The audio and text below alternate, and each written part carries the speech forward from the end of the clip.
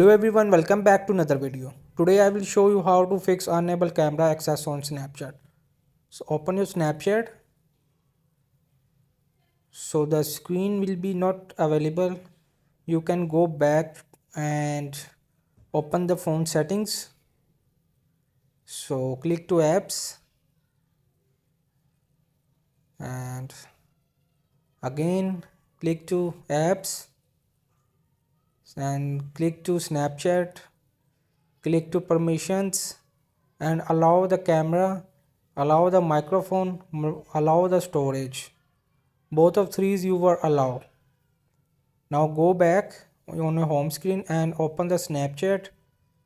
So the camera will be available. So this is how to fix unable access on camera Snapchat.